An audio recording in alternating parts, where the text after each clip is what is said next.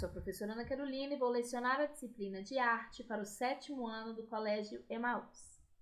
Lembrem-se, meninos, das nossas orientações de estar sempre num local bem tranquilo para fazer as videoaulas e que todas as atividades e exercícios devem ser feitos tendo como base as nossas videoaulas, tudo bem? Hoje daremos continuidade ao nosso ensino da arte e vamos abranger aí vários assuntos, então eu peço que vocês prestem bastante atenção, sigam todas as leituras pelo livro, prestem bastante atenção nas minhas explicações e façam as reflexões propostas. Vamos lá? Hoje estudaremos das páginas 86 até a página 99. Então vamos ver bastante coisa, mas tudo muito interessante. Tenho certeza que vocês vão gostar. A arte pode estar em que locais? Então, começando aí na página 86, prestem bastante atenção. Durante os estudos desta unidade, conhecemos artistas e obras de arte que nos provocaram a pensar sobre como a arte está presente nas ruas, praças, avenidas e outros lugares que frequentamos, muitas vezes transformando estes locais e também quem passa por eles. Observe as imagens a seguir e relembre o que estudamos, vivenciamos e experimentamos até aqui. É importante a gente perceber que muitas vezes, essas artes estão lá e a gente nem percebe que são obras de arte. A gente não leva, a nossa interpretação por esse caminho. E a gente precisa entender que a arte ela está presente em todos os lugares e que a arte urbana, ela surgiu realmente para fazer com que as pessoas pensem e reflitam sobre a vida. Então é muito normal que a gente, num primeiro momento, estranhe, mas depois, estudando e percebendo a história, assim como vocês perceberam, a gente passe a ver uma beleza nesse tipo de obra de arte que antes a gente não via. Agora converse, vamos reflexionar aqui. Você acha importante a arte estar presente nos mais diversos locais? Por quê? Eu não sei o que vocês pensam. Eu posso aqui dizer para vocês quais são os meus pensamentos sobre isso. Durante toda esta unidade, durante todo este capítulo, nós conversamos bastante sobre a arte urbana que está presente em locais onde normalmente a arte não chega. E sendo assim, ela alcança pessoas que normalmente não teriam acesso à arte. E eu não sei o que vocês pensam sobre o assunto, mas na minha concepção, a arte é muito importante para o ser humano. É através da arte que nós fazemos com que a nossa sensibilidade aflore, nós fazemos, o nosso pensamento muda um pouco quando a gente observa essas obras artísticas. Então a arte é um direito de todo ser humano ter acesso a essa arte. E normalmente não é assim que acontece, A arte hoje em dia ela é muito capitalizada, então existe aí um preço a se pagar. Muitas pessoas não se interessam por arte porque não foram desde o princípio, desde a sua infância, inseridos nesse contexto artístico. Diferente de vocês que têm acesso aí a muitas obras artísticas pela internet, na escola, Então as obras urbanas, elas vêm para ocupar esse lugar, para mostrar para as pessoas que normalmente não teriam acesso à arte o que é arte e a beleza que ela pode trazer para a vida delas. Então, quando nós temos um espetáculo teatral na rua, a gente faz com que pessoas que normalmente não poderiam ou não iriam para um teatro assistam essa obra e talvez passem a se interessar por esse tipo de movimento artístico. A mesma coisa, com as pichações, como as pichações da UIT e os grafitagens que vimos, As pessoas estão em seu caminho cotidiano e de repente se deparam com um objeto artístico. E isso, na verdade, é muito rico, é muito caro, porque, na verdade, caro no sentido de bom, Porque, na verdade, essas pessoas estão tendo acesso a algo que normalmente elas não teriam. Como já estudamos, o grafite é uma forma de apropriação do espaço público, especialmente o urbano, e muitas vezes também de protesto e de resistência por ter uma forte ligação com a denúncia de problemas sociais. Já o teatro de rua é uma manifestação artística que busca aproximação com o público, alterando o cotidiano das pessoas, ao proporcionar a elas uma vivência com a arte. Então, ambas, essas artes que aprendemos, ela tem esse caráter questionador, de resistência e de mostrar para pessoas o caráter artístico delas. Com base no estudo dessas linguagens artísticas, refletimos sobre a importância de haver uma arte acessível a todos e sobre como a arte pode mudar a forma nos relacionamentos com o local em que vivemos. Ao pensar sobre isso, é fundamental falar sobre convivência, já que os espaços públicos, urbanos ou rurais, são compartilhados pelas pessoas que os frequentam e que neles estabelecem contato frequente. Por serem espaços comuns, eles são um direito de todos. Isso significa que crianças, adolescentes, adultos e idosos de todas as classes sociais devem ter a possibilidade de circular por esses espaços e de usufruir deles, né? Então, se vocês algum dia se sentirem incomodados, é só darem meia volta e não ver, né, essa obra de arte, porque essas pessoas também têm o direito de ocupar esses espaços. No entanto, se pararmos para observar, vamos notar que em um mesmo município, ou até mesmo no mesmo bairro, podemos encontrar diferenças relacionadas às ofertas de serviço, às moradias, ao saneamento, ao transporte, ao acesso à cultura e à educação. Isso mostra a desigualdade e a falta de estrutura adequada e eficiente aos moradores. Diante desse cenário complexo, surgem muitas perguntas. Afinal, como é possível descentralizar a oferta de cultura nas regiões brasileiras, criando mais espaços de convivência e de lazer para todos? Como o município pode contribuir para o bem-estar e para a qualidade de vida de todos os seus cidadãos? Como podemos nos apropriar dos espaços públicos para tentar torná-los mais eficientes e acolhedores para todos? Essas e outras questões permeiam o trabalho de muitos artistas que procuram explorar a relação entre os diferentes espaços e, consequentemente, entre as pessoas e esses locais por meio dos seus trabalhos. Para começar a refletir sobre isso, observem a imagem e leia a legenda que acompanha. Agora converse, né? Vamos conversar sobre isso. O que você vê na imagem? Como é o lugar retratado nela? Você acha que esse é um espaço público ou privado? Como você chegou a essa conclusão?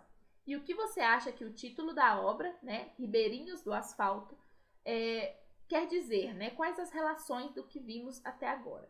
Bom, essa fotografia nós vamos responder todas essas questões aí no próximo texto. Então vamos lá. A arte de Jorane Castro. A imagem que você viu é de uma cena do curta-metragem Ribeirinhos do Asfalto, um filme brasileiro dirigido pela cineasta paraense Jorane Castro. Lançado em 2011, a obra retrata um dia decisivo na vida da jovem Daisy, moradora da ilha de Combu, em Belém, no Pará. A história gira em torno de um conflito bastante comum na vida de muitas pessoas, a decisão de se mudar para outro lugar a fim de continuar os estudos. Essa é uma decisão que pra gente, né, aqui da nossa região, não é algo muito que faça muita parte do nosso cotidiano, porque na verdade nós temos escolas em abundância.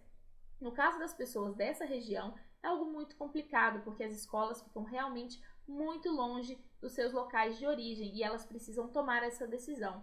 Eu continuo na minha casa ou eu continuo os meus estudos? Daisy tem o sonho de se tornar professora, mas para isso, ela e sua mãe, Rosa, precisam ir contra a opinião do pai da jovem e se mudar para a zona urbana de Belém. A fim de atingir o objetivo, a jovem precisa deixar para trás a rotina de morar em um lugar como a ilha. Observem as imagens. Então, nós temos essa primeira imagem, né, que é água em volta, temos uma construção de palafita, que são essas construções seguras por madeiras, né, e barcos, né, muitas árvores. E a próxima é uma cidade grande. Então, o que você vê nessas imagens? O que você sente ao observá-las? Há uma grande diferença, né? Não só na paisagem, mas também na vida das pessoas. Na primeira, a gente observa que essa casa é um pouco mais humilde, né? Há aí uma certa simplicidade. Como são os lugares retratados e o que eles têm em comum e de diferente? E como você acha que deve ser morar em locais assim? Bom, na primeira fotografia, nós temos uma imagem rural e a segunda, uma imagem urbana. Então, a diferença é justamente essa, né? O morar no campo e o morar na cidade. E morar em locais assim, na verdade, é bem diferente. Na primeira foto, nós não temos ali o acesso a várias coisas, várias lojas, a coisas que na segunda foto nós temos, né? Como uma cidade grande, existe aí restaurantes, lojas, shoppings, cinemas, teatros, diferentemente da outra área. Parte do curta-metragem foi filmada na ilha de Combu, que é uma das 42 ilhas que pertencem ao arquipélago de Belém, no Pará. Localizada a cerca de 1,5 km das margens da área urbana de Belém, separada pelo rio Guamá. A ilha se estende por uma área de terra de 15.972 metros quadrados, abrigando cerca de 200 famílias. A ilha é um lugar rico em natureza, por isso se tornou uma área de proteção ambiental. A moradia mais comum no local é a palafita, como eu já tinha falado para vocês, que é uma habitação construída sobre estacas acima do nível da água. Sua principal avenida é o rio Guamá, por isso o meio de transporte mais usado é o barco. Isso, na verdade, é bem comum, né, nessa região norte do país, porque eles têm suas próprias ruas, que são os rios. Então, o transporte mais comum é o barco, diferente daqui, que nossas avenidas são o asfalto. E é por isso que a gente pode ligar o nome, né, Ribeirinhos do Asfalto. Ribeirinhos são pessoas que moram aí perto dos ribeirões e utilizam os barcos. E o asfalto está bem longe desses locais, né? Outra parte do filme foi gravada na área urbana de Belém, onde se encontra a maior parte da população do município. A ideia do filme veio justamente do contraste existente entre a vida da zona urbana de Belém, uma metrópole cheia de carros, trânsito e comércio, e a vida na ilha, que mesmo tão perto da agitação, ainda mantém um ritmo mais calmo e próximo da natureza. Para explorar a relação entre esses diferentes espaços, a artista buscou retratar muitas paisagens locais, como o Mercado Ver-o-Peso, o maior mercado e feira livre da América Latina, olha só. No roteiro escrito por Castro, mãe e filha, mesmo contrariando o que pensa o pai, vão até a área urbana de Belém procurar a casa de uma prima, na esperança de que Daisy possa se mudar para lá. Mas como a jovem deve agir? Ela deve continuar vivendo com a família ou se mudar para outra parte da cidade, onde há não só oportunidades de estudo e trabalho, mas também problemas como insegurança e violência? Esse é o argumento que originou o roteiro do filme criado pela cineasta. No caminho até a casa da prima, acontecem alguns imprevistos, mas apesar dos receios de Rosa, a jovem mantém sua decisão e fica com a prima de sua mãe. Então, na verdade, o que acontece é que essa pessoa precisa pesar, né? Eu continuo a minha vida ali na área rural, mas eu não vou ter o futuro da maneira como eu espero, eu não vou conseguir estudar, ou eu vou para a cidade grande estudar, mas ali eu preciso lidar com a violência e com as inseguranças de uma cidade grande. Assim, com muita sensibilidade, Ribeirinhos do Asfalto conta uma história parecida com a vivida por muitas famílias, além de mostrar a relação de interação das pessoas com as diversas localidades que compõem o arquipélago de Belém, como a cidade do Combu, levando a cultura local às telas de cinema de grande parte do Brasil e de muitos lugares do mundo. Por meio do filme, podemos refletir sobre a nossa relação com os espaços em que vivemos e também sobre como a arte pode estar presente neles. Né? Eu acho que esses curta-metragens, eles têm um papel na sociedade que é muito bonito, que é de trazer uma cultura que às vezes a gente não conhece.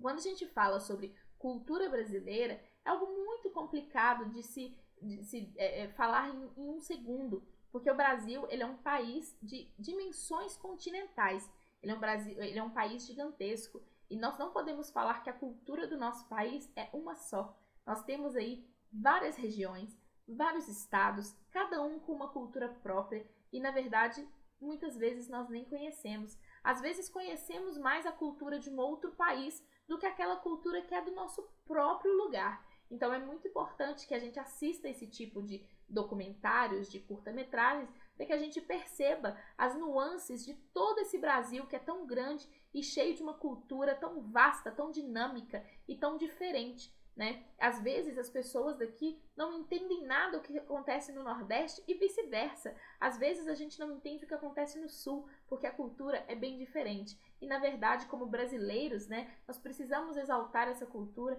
e entender ainda mais e cada vez por mais pormenores todas essas culturas dos Brasis, né, de todas essas culturas que existem dentro do nosso país.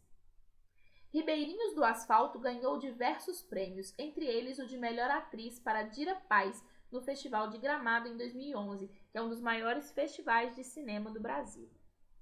Sobre a diretora. Jorane Castro nasceu em Belém, no Pará, formou-se em comunicação social e jornalismo na mesma cidade, depois estudou cinema na França e roteiro em Cuba. Após esse período fora do Brasil, Jorane voltou para a Amazônia e desde então cria e produz seus filmes nessa região brasileira. Ela exalta a arte da localidade onde ela nasceu. Isso é muito legal. Ao longo de sua carreira, já dirigiu mais de 20 filmes, entre documentários e ficções, e tem se destacado no cenário internacional em festivais como Quinzena dos Realizadores, na França, e Festival Internacional de Cinema de Marrakech, no Marrocos. Seus filmes já foram premiados no Festival de Filmes de Mulheres, no Festival Internacional de Larissa e em festivais brasileiros, como o Festival de Gramado, Guarnicê do Cinema de São Luís, Festival de Belém do Cinema Brasileiro e Festival de Cinema de Maringá. Atualmente, a cineasta coordena a Cabocla Produções, produtora audiovisual, realizado por diversas produções, responsável, no estado do Pará. E Jorane também desenvolve pesquisas na área da linguagem audiovisual, privilegiando a região amazônica. Então, além de fazer arte, ela presta esse serviço à comunidade, trazendo a arte, a cultura e a geografia do local onde ela nasceu para diversas partes do mundo. Agora vamos falar então da linguagem audiovisual. Você costuma ir ao cinema? Tenho certeza que vocês adoram assistir filmes. Quando assistimos a um filme, temos a sensação de vivermos situações reais, não é mesmo? No entanto, é tudo uma ilusão. Isso acontece por causa de um fenômeno conhecido como persistência da retina, que ocorre quando uma imagem fica retida na retina por alguns décimos de segundo. Assim, quando observamos uma sequência de imagens por um determinado tempo, temos a ilusão de movimento. Os filmes cinematográficos são construídos de imagens sequenciais. Os primeiros experimentos que deram origem aos filmes foram os brinquedos ópticos, como o flipbook, o taumatrópio e o zootrópio. Tenho certeza que vocês nunca ouviram falar deles. Esses brinquedos, quando manipulados, mostram imagens em movimento que se aproximam dos filmes que vemos nos cinemas. Para realizar um filme, é preciso ter conhecimento do conjunto de enquadramentos ou planos dos movimentos de câmera, da trilha sonora, da iluminação e da colorização, pois esses elementos que compõem um filme ou vídeo constituem o que chamamos de linguagem audiovisual e nos ajudam a expressar ideias e sentimentos. A seguir, vamos conhecer um pouco mais dessa linguagem. É por isso, meninos, que fazer cinema não é tão fácil assim, que gravar um vídeo não é tão fácil assim. É preciso ter um preparo muito grande para conhecer, todas essas linguagens audiovisuais para sim fazer um filme. Os enquadramentos de câmera. Cada plano ou enquadramento de câmera resulta em um efeito dramático específico. Na escolha de um plano, deve-se levar em conta o efeito visual desejado e também o modo como ele se encaixa naquilo que se quer expressar. A seguir, conheça algumas possibilidades. Da próxima vez que vocês virem o filme, percebam todas essas nuances, como ele foi gravado, os movimentos da câmera, os enquadramentos. Vocês vão perceber que os filmes realmente levam isso muito a sério. O plano geral é um plano bem aberto, em que o destaque maior é dado ao cenário. As pessoas ou os objetos que eventualmente aparecem na cena ocupam um espaço pequeno na tela. Então percebam esse plano geral, nós temos aí uma praça e temos uma personagem lá no fundo, ela é quase um detalhe. Então o plano geral ele vai privilegiar o cenário. O plano conjunto é menos aberto que o plano geral, mas ainda mostra bastante do cenário. As pessoas ou os objetos em cena ocupam um espaço maior na tela e é possível ver melhor suas características, como traços do rosto, por exemplo. E o plano americano é aquele em que a pessoa em cena é enquadrada acima do joelho. Aqui vocês podem perceber um movimento, uma câmera se aproximando, utilizando o plano geral, passando para o plano conjunto e terminando em plano americano, ali mostrando o detalhe da pessoa que está lendo. Ali no plano americano, a gente já tem menos cenário e mais personagem. O plano médio corta a pessoa em cena acima da cintura. É bastante útil para a gravação de entrevistas com pessoas sentadas, por exemplo. E o close-up mostra apenas os ombros e a cabeça da pessoa. Ele é utilizado para captar com mais detalhes as emoções e expressões nos rostos dos atores. Vocês podem observar, como, novamente, saindo do plano geral, se aproximando, entrando no plano conjunto, chegando no plano americano, passando para o plano médio e chegando no close-up. É um movimento de câmera que a gente pode fazer, quase criar uma cena de cinema. E o Big Close-Up mostra somente a cabeça da pessoa, dominando praticamente toda a tela. Esse tipo de plano pode revelar características como as rugas do rosto ou até mesmo uma lágrima. Quantas vezes vocês viram um filme em que a lágrima está mostrando exatamente, né, porque está bem próximo do rosto? Esse é o big close-up, é um grande close-up. E agora vamos falar dos movimentos de câmera. Além dos diversos planos ou enquadramentos, a câmera pode se movimentar para produzir efeitos especiais. No movimento chamado panorâmico horizontal, por exemplo, a câmera gira horizontalmente sem se deslocar, sobre o ombro do cinegrafista ou sobre o tripé que a sustenta. A própria câmera também tem recursos que geram efeitos na imagem, né, de pessoa, objetos, locais, e esses efeitos podem ser divididos em focus in, ou entrando em foco, que ocorre quando a imagem enquadrada está desfocada e entra em foco na cena. O focus out, ou desfocando, que ocorre quando a imagem enquadrada está em foco e é desfocada, saindo de cena, né? Como entrando em cena. Pensem em um momento que não tem foco e de repente ela entra. Esse é o focus in. Se o foco some, é o focus out. O zoom in, quando ocorre aproximação da imagem por meio do recurso de zoom, que vocês conhecem bem através aí do zoom do celular de vocês. E o zoom out é o afastamento da imagem por meio do recurso de zoom. Então, o zoom in aproxima e o zoom out se afasta. E também vamos falar sobre a importância da trilha sonora. Em um filme, é importante considerar também a trilha sonora, que pode complementar as informações visuais ou se opor a elas. Uma cena pode, por exemplo, ser bucólica, romântica, e o uso de música suave pode ajudar a compor a atmosfera de paz.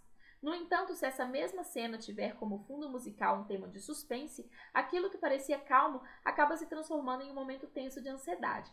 A trilha sonora ela é tão importante no cinema que um dos prêmios mais importantes do cinema, que é o Oscar e o Globo de Ouro, né, 2 prêmios, eles premiam melhor trilha sonora original, que são músicas compostas especificamente para aqueles filmes. Algumas vezes, né, e eu poderia citar vários casos, as músicas de determinados filmes são tão incríveis e tão bem feitas que elas se tornam até mesmo mais famosas que os próprios filmes. Então, a trilha sonora ela é muito importante. Se a gente pensar, por exemplo, no cinema mudo, que é aí o cinema que surgiu quando a nossa tecnologia ainda não conseguia captar áudio, a música ela era inserida após, né, a gravação desse cinema, desse filme. E essa música sempre ditava o ritmo. Então, se era algo calmo, era normalmente uma música no piano bem calmo. Se uma pessoa começava a correr, começava a se tornar ainda mais agitada. Se fosse uma cena de fuga, essa música tinha que compor esse espaço, né? A falta de fala era composta através de uma música. E a importância da iluminação. As cores e as luzes que compõem uma cena também podem influenciar na interpretação do espectador. Cores vibrantes, por exemplo, podem denotar estados de alegria, euforia, fúria. Cores como bege, marrom e cinza podem denotar tristeza, amargura, épocas passadas. Isso é muito importante, porque existem filmes que são gravados quase todos em um balanço de uma cor específica. Então, por exemplo, existe um seriado que ele foi gravado em Nova York e ele tem todos os tons mais puxados para o azul. Isso é feito em efeitos de câmera e também em efeitos posteriores, em efeitos especiais. Você coloca os tons todos em cores frias, então mais puxados para o azul, para o cinza, e isso traz uma certa tristeza, algo como uma solidão. Enquanto que alguns filmes podem ser criados, né, e filmados em cores mais quentes, então um tom puxado para o amarelo, algo mais amarelado, que traz aí para a gente algo mais quente, mais vivo, mais alegre. Enquanto as épocas passadas, normalmente as pessoas colocam aí um tomzinho de sépia, que é aquele tom mais amarronzado, para trazer uma imagem envelhecida e que nos remeta a épocas que já se foram. Quanto à luz, ela pode ser direta, dirigida, criando, por exemplo, tensão, ou usada de forma indireta, menos intensa, o que chamamos de meia luz, criando sensações como suavidade, leveza e de mistério. E vamos falar então agora sobre os gêneros cinematográficos, tá?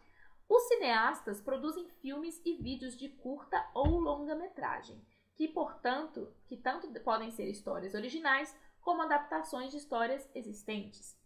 Filmes cinematográficos, animações e vídeos podem explorar gêneros como comédias, dramas, romances, ação, terror, ficção científica, entre outros. Existem também filmes documentais ou documentários, que relatam acontecimentos do ponto de vista do cineasta e muitas vezes mesclam elementos de ficção e jornalismo. Vocês têm que lembrar, tá, gente, que Os documentários, eles têm esse caráter jornalístico, muito ligados à verdade dos fatos, tá? A equipe que faz um filme. Vocês já pensaram em quantas pessoas são necessárias para fazer um filme? Vamos ver. A produção audiovisual é um trabalho que envolve muitas pessoas e a organização de uma equipe congrega diversas funções. Então aqui nós temos alguma dessas funções. O diretor-geral, que é o líder da equipe e ele é responsável pelo bom andamento do trabalho, ele comanda tudo o que vai acontecer no filme. O roteirista, que é o criador ou adaptador da história, né? Então, por que adaptador? Porque muitas vezes um filme ele pode não ter um roteiro original, ele pode ser um roteiro adaptado. Então, por exemplo, nós temos um livro muito famoso, um dos romances mais famosos do mundo, que é Romeu e Julieta, do William Shakespeare. Eu tenho certeza que vocês já ouviram falar. E houveram diversas adaptações do Romeu e Julieta. Muitas delas criando até mesmo um desenho animado, como eu acho que é Gnomeu e Julieta, que é um filme que pega este tema central do Romeu e Julieta e o roteirista cria uma adaptação. Você pode sim utilizar a guia original, mas você pode também criar adaptações. Nesse caso, esse vai ser um filme de roteiro adaptado e não de roteiro original. E se for uma obra que foi criada por esse autor, vai ser original. O diretor de cena responde pela filmagem e pela performance dos atores. Então, muitas vezes, o que você vê um ator fazendo, ele não fez ali somente tirando da cabeça dele, ele foi dirigido pelo diretor. Então, muitas vezes, ele pode proferir uma sentença, uma frase, de um jeito que o diretor falou, olha, não ficou legal, faz de tal jeito. E aí, o ator vai modificando e seguindo as ordens do diretor. O cameraman, ou cinegrafista, opera a câmera. Então, as pessoas que estão ali operando a câmera, fazendo um trabalho muito específico, ele é o cameraman ou cinegrafista. E os atores interpretam os papéis da produção audiovisual. O diretor musical escolhe os efeitos de som e a trilha sonora, e o cenógrafo cria os cenários. O contra-regra cuida dos detalhes de cena, como a disposição de objetos definidos pelo cenógrafo, também observa bastante a continuidade das cenas, porque pensem comigo, um filme ele não é gravado todo na ordem. E o continuista, ele precisa prestar bastante atenção, por exemplo, se o artista gravou uma cena com uma determinada roupa, com uma determinada maquiagem e com um cabelo, quando ele for gravar a continuação dessa cena, ele tem que estar do mesmo jeito, ou então vai ter quebras de continuidade. Quantas vezes a gente viu um filme que numa mesma cena o ator muda de cabelo umas 3 vezes? Foi falta de continuidade, porque não prestaram atenção aos detalhes. O figurinista cria os figurinos e os acessórios que ajudam a caracterizar os personagens e o coreógrafo cria os movimentos e passos das coreografias, caso haja, né? E as etapas do trabalho? Essa é a parte mais difícil. Para a realização de um filme, além dos profissionais, algumas etapas de trabalho são necessárias. Por exemplo, antes da filmagem, é necessário ter o roteiro, ou seja, o texto completo, com a descrição dos detalhes pertinentes que serve para o levantamento das necessidades de cada cena e que funciona como guia de filmagem. Muito parecido com aqueles textos que vimos de teatro, né? Onde entre parênteses existem várias informações para as pessoas poderem se guiar. Outro item muito importante é o storyboard, que é uma sequência de quadrinhos descritiva como desenhos de cada etapa prevista no roteiro. Como vocês podem ver aí, né, desse filme do Homem-Aranha, esse é o storyboard. Tudo que a gente cria, na verdade, a gente tem uma espécie de storyboard. Por exemplo, revistas. Revista é algo que vocês, né, conhecem menos do que eu. Na minha época, a gente só tinha as revistas, vocês têm internet. E, na verdade, eles sempre têm essa fase, essa revista que eles fazem antes da publicação original, né? E a gente chama de boneca, normalmente, que é uma revista, uma primeira revista, para que o diretor-geral leia e fale, é isso, pode publicar. E aí, eles criam a revista. O mesmo acontece nos filmes, com os storyboards.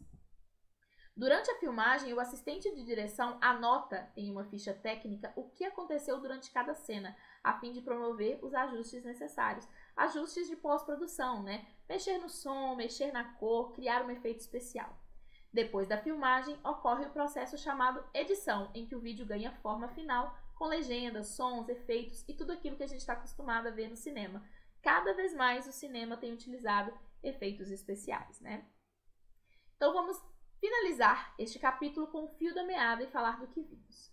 Nessa unidade, as artes visuais, o teatro e o cinema nos mostraram diversos locais em que a arte pode estar presente e de que maneiras podemos nos relacionar com eles. Vimos como a arte pode nos fazer vivenciar e experimentar o lugar em que vivemos e até mesmo ajudar a transformá-lo. Ao concluir nosso projeto, estudamos que todos têm direito aos espaços públicos. A arte pode ter um papel importante na relação dos cidadãos com o lugar que vivem.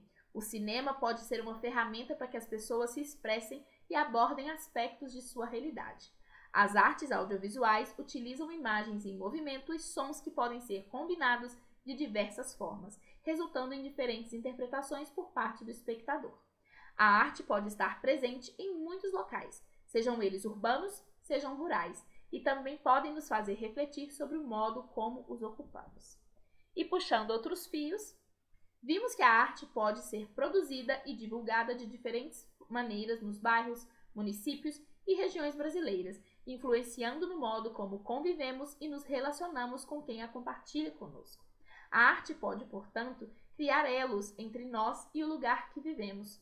O projeto dessa unidade termina aqui, mas você pode continuar a pesquisar obras e artistas que se manifestam em locais públicos como ruas, muros, praças, etc. Bom, o final, desse capítulo nós faríamos aí algo cinematográfico. Infelizmente, no momento a gente não consegue fazer esse tipo de intervenção artística, mas fica aí para quando a gente voltar para a escola. Esse projeto não foi excluído, Nós só estamos aguardando a nossa volta para que a gente possa fazer aí esse projeto, tá bom? Bom, vocês vão fazer esse texto pesquise. Eu não vou ler ele todo aqui, porque eu acho que essa aula já está um pouquinho comprida, tá? Então, vocês vão ler o texto Saiba Mais, da página 90. Sempre é bom, tá, meninos, para vocês relerem, porque eu não consigo falar tudo que está no livro aqui para vocês, porque senão a aula fica muito extensa. E vocês vão fazer o pesquise da página 91, que é sobre a Jorane Castro. Então, leiam bastante o que é para fazer. Todas as recomendações são iguaizinhas aos textos pesquise que vocês já fizeram nas outras videoaulas, então é bem tranquilo, tá bom? Bom, nós nos vemos na aula. Espero que vocês se divirtam fazendo a pesquisa. Na próxima aula começaremos o próximo capítulo. Espero que vocês gostem do assunto. E é isso. Lembrem-se, juntos no caminho certo.